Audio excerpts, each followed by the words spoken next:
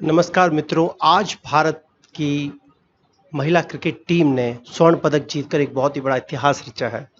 उसी मैच के बारे में हम बात करेंगे और भारत की महिला क्रिकेट टीम ने जो आज ये बहुत बड़ी उपलब्धि हासिल की है, इसके पीछे कई घटक हैं। सबसे पहले हम देखेंगे, इसकी हाइलाइट्स भी देख रहे हैं साथ में, और हम देखेंगे कि जिस तरीके से भारत की महिला टीम ने फाइनल तक का सफ़र लिया और लगातार सारे मैच जीते, बहुत ही अच्छे तरीके से जीते, जिसमें भारत के बल्लेबाजों और गेंदबाजों दोनों ने बहुत अच्छा योगदान किया। ऋचा घोष हो, चाहे आपके बॉलर हो, सभी का बहुत ही ज़्यादा बड़ा योगदान रहा। तो आज के मैच में जब हरमनप्रीत ने टॉस जीता और उसके बाद पहला विकेट आप देखेंगे कि 16 रन के स्कोर पर ही गिर गया था और सैफाली वर्मा आउट हो गई थी। उसके बाद क्या हुआ वो बहुत इंपॉर्टेंट है। दो ऐसी खिलाड़ी जिन्होंने इस मैच का पूरा रुख ही बदल दिया। पहली थी स्मृति मंदना और दूसरी थी जेमिमा रोड्रिगेज। दोनों ही खिलाड़ी बहुत अच्छी दोस्त हैं और इन दोनों ने मिलकर एक लंबी पार्टनरशिप की और इनकी पार्टनरशिप की बदौलत ही भारत एक अच्छे स्कोर, एक सम्मानजनक स्कोर तक पहुंच सका। अब जब आप देख रहे हैं इनकी पार्टनरशिप, तो लगातार चौके छक्के रन्स ले रहे थे लगातार, और ऐसा माहौल बना दिया था कि जैसे आउट ही नहीं होंगी। लेकिन 89 के स्कोर पर आउट हुई स्मृति मंदना। स्मृति मंदना के आउट होने के बाद भी जेमिमा रोड्रिगेज ने अपना जो नेचुरल गेम था वो खेलना बंद नहीं किया। वो स्वीप करती रही, वो प्लेट करती रही, चौके लेती रही और लगातार स्कोर को आगे बढ़ाती रही। स्मृति मंदना जिस तरीके से आउट हुई वो थोड़ा सा निराशाजनक था, लेकिन मुझे लगता है कि उस समय स्कोर बढ़ाने की जरूरत थी। अब आई ऋचा घोष और आते ही उन्होंने एक शानदार छक्का मारा और हमें लगा कि ये इनिंग्स तो 140 तक पहुंच जाएगी।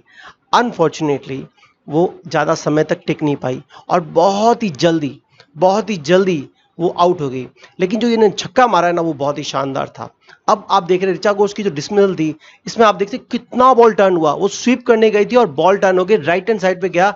लेकिन इस मौके पे आपको उस विकेट कीपर की भी तारीफ करनी पड़ेगी, जिसकी बदौलत ये शानदार कैच हुआ। वो लेग साइड की तरफ मार रही थी, फिर भी विकेट कीपर ने अपनी जगह नहीं छोड़ी। इसके बाद आई हरमनप्रीत कौर और हरमनप्रीत कौर भी ज़्यादा समय तक टिक नहीं पाई। एक शानदार बेहतरीन कैच अगेन विकेट कीपर के द्वारा, और उस विकेट कीपर की मैं जितनी तारीफ करूँ उतनी कम है। अब भारत ऑलरेडी 3-4 विकेट खो चुकी थी और मुझे लग रहा था कि मैच किसी भी हद तक जा सकता है आगे। इसके बाद धीरे धीरे रन बनते गए, लेकिन विकेट लगातार गिरते गए। भारत ने आखिर के 6 ओवरों में सिर्फ 30 रन के करीब बनाए और भारत का जो लास्ट स्कोर था वो 117 ही पहुंच चुका।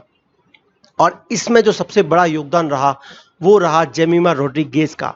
उन्होंने लगातार अपने स्कोर बोर्ड को आगे बढ़ाए रखा और उसी के साथ ही वो जो स्कोर खेल रही थी उसमें उन्होंने कुछ अच्छे कट्स, पुल और स्वीप शॉट भी मारती रही, चौके मारे। लेकिन अंत में वो भी अंतिम के ओवर के अंदर एक शानदार लॉफ्टेड शॉट मारने के चक्कर में आउट हो गई। अब समय था कि भारत इस रन गति को और आगे बढ़ाता, लेकिन अंतिम 2 या 3 बॉलों पर ज़्यादा कुछ हो नहीं पाया। हमें लगा था कि 4 बॉलों पर शायद कुछ हो जाए, लेकिन उन 4 बॉलों पर कुछ भी नहीं हुआ और भारत का स्कोर 117 पर ही रहा। अब आप जो देख रहे हैं कि लगातार जेमिमा रोड्रिगेज के आउट होने के बाद आपके पास दीप्ति वर्मा आई, अमनजोत आई, लेकिन वो कुछ खास नहीं कर सकी और अंत में वो रन आउट होकर चली गई। स्कोर था 20 ओवर में 117। पिच थोड़ा कठिन थी, आपको शॉट के लिए पावर जनरेट करना पड़ रहा था और शायद ऐसा पिच था जिस पे भारत की बॉलर से एक अच्छा शुरुआत दे सकती थी और ऐसा ही भारत ने किया। भारत ने स्टार्ट किया दीप्ति शर्मा से। अनफॉर्चुनेटली जो अट्टापटू थी, ये मारवन अट्टापटू आपने सुना होगा, बहुत ही शानदार खिलाड़ी थे, उनके जैसी नाम वाली और वैसी शॉट मारने वाली लेफ्ट हैंडेड बैट्समैन थी। और उन्होंने जो स्टार्ट की, उन्होंने छक्के के साथ स्टार्ट किया। उस ओवर में 1 6 1 4 और टोटल 12 रन, यानी दीप्ति शर्मा का ये ओवर भारत के लिए अच्छा नहीं बीता। ऐसा लग रहा था कि शायद अट्टापटू अकेले ही दम पर सारा मैच ले जाएंगी और कुछ ऐसा लग भी रहा था कि भारत शायद इस बार स्वर्ण पदक नहीं जीत पाएगा। आपको मैं बता देता हूं कि भारत पहली बार इसमें पार्टिसिपेट कर रहा था। इससे पहले 2 बार जो पार्टिसिपेशन हुआ है वो अलग अलग टीमों ने जीता है, उसके भी आंकड़े मैं आपको दिखा देता हूं। 2 बार हुआ है, उसके अलावा जो पिछले 2 एशियाड हुए उसके अंदर किसी ने भी एक्चुअल में क्रिकेट को कंसीडर ही नहीं किया। जकार्ता में भी नहीं कंसीडर किया, उससे पहले भी कंसीडर नहीं किया।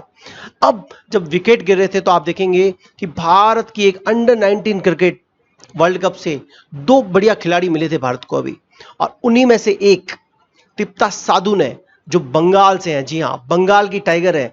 और बंगाल की टाइगर पहले मैं आपको बताता हूँ, झूलन गोस्वामी, उसी जगह से आने वाली इस खिलाड़ी ने, तीतास साधु ने क्या शानदार गेम खेला। उन्होंने जो बॉलिंग की है वो काबिले तारीफ है। मैं कहता हूं कि इस तरीके की bowling, line length, perfect line length, और उनको सपोर्ट दिया साथ में जो भारत की वन ऑफ द बेस्ट जो बॉलर, अभी फास्ट बॉलर है, पूजा अवस्थराकर ने। तो एक समय ऐसा लग रहा था कि वो दोनों अकेले ही मैच को जिता देंगी। 3 विकेट बहुत जल्दी जल्दी गिर गए, 6 ओवर में 28 रन, 3 विकेट। तो श्रीलंका की शुरुआत बहुत अच्छी नहीं रही थी और सडनली ऐसा लग रहा था कि भारत इस गेम को बहुत जल्दी जीत जाएगा। फिर एक अच्छी साझेदारी होना शुरू हुई और भारत ने भी कुछ कैचेस ड्रॉप किए, कुछ रनआउट के चांसेस गंवाए, और उसके बाद जो उन्होंने खिलाड़ियों ने भी अपना अच्छा गेम खेला। एच पेरेरा जो अभी आप स्क्रीन पे देख रहे हैं, उन्होंने बहुत ही अच्छा गेम किया और वो इस गेम की श्रीलंका की तरफ से हाईएस्ट स्कोरर रही, लेकिन उन्होंने 20+ रन ही स्कोर किए। देखिए, भारत की 2 खिलाड़ियों ने 40 से ज्यादा स्कोर किए थे और उसने सिर्फ 25 रन स्कोर किए। तो ये जो डिफरेंस था ना, ये भारत के स्वर्ण पदक जीतने और श्रीलंका के हारने का सबसे बड़ा कारण था। अब हम जब देखते हैं इस मैच को, तो इसमें लगातार श्रीलंका के विकेट गिरते गए और श्रीलंका के जो विकेट गिर रहे थे उसमें हर बॉलर का एक शानदार योगदान था। अभी जैसे आप देखेंगे कि राजेश्वरी ने पहले छक्का खाया और उसके बाद बॉल को टर्न करवा के एक शानदार विकेट लिया। अब ये जो लॉन्ग ऑन पे जो उन्होंने विकेट लिया था, ये फ्लाइट दी थी उन्होंने, और इस वजह से वो एक शानदार कैच भी मिला और एक शानदार विकेट भी मिला। उसके बाद भी श्रीलंका ने अपना संघर्ष जारी रखा। 4 विकेट गिर चुके थे और श्रीलंका ने बोला कि नहीं, अभी हम हार नहीं मानेंगे, और उन्होंने लगातार प्रयास करते गए। अनफॉर्चुनेटली उनके ये प्रयास भारत की जो बॉलिंग लाइनअप है उसके सामने कुछ भी नहीं थे, क्योंकि भारत ने जो जिस तरीके से बॉलिंग की वो एक अविस्मरणीय चीज थी। भारत लगातार बॉलिंग अच्छी कर रहा था और विकेट भी लगातार गिरते जा रहे थे। अब वस्त्राकर का ये विकेट देखेंगे आप, बोल्ड हुई है वो सामने खिलाड़ी, क्योंकि उनकी स्पीड अच्छी थी और उन्होंने सिर्फ अपनी स्पीड और लाइन लेंथ पे रिलाय किया। इसके बाद लगातार आप देखेंगे कि वो 1-2 चौके पड़ते गए, कुछ अच्छे शॉट खेलने का उन्होंने प्रयास किया। लेकिन होता ये है ना कि जब भारत की खिलाड़ी खेलती हैं, भारत की महिला खेलती है, तो वो किसी के सामने नहीं देखती, वो सिर्फ जीतना जानती है। और उन्होंने जीत के लिए जो संघर्ष किया, चाहे वो दीप्ति हो, चाहे वो वैद्य हो, चाहे वो कोई भी खिलाड़ी हो, हर खिलाड़ी ने अपना 100% दिया। और श्रीलंका जो अच्छा खेली इस टूर्नामेंट में, मैं आपको बता देता हूँ, श्रीलंका ने बहुत अच्छा गेम खेला है। और इस टूर्नामेंट में अच्छा खेलने के साथ ही उन्होंने जिस टीम को हराया है, आप सोचिए, वो पाकिस्तान को हरा कर आई थी। सिर्फ 50+ स्कोर पे पाकिस्तान को आउट करने के बाद उन्होंने बहुत जल्दी उस लक्ष्य को पार कर लिया था।